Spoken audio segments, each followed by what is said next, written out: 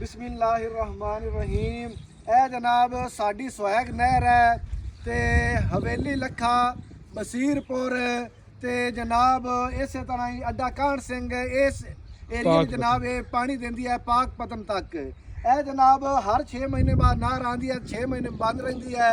इनका जनाब असीं इस्तकबाल करते पे किसानों नूं इस नहर ते बड़ियां उम्मीदां सही।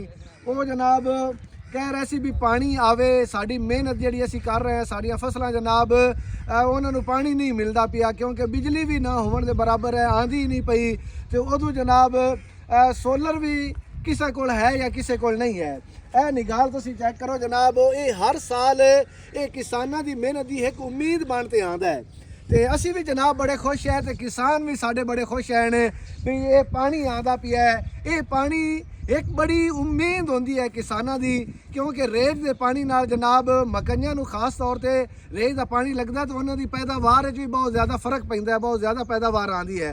किसान भी बड़े खुश हैं, असी भी बड़े खुश हैं।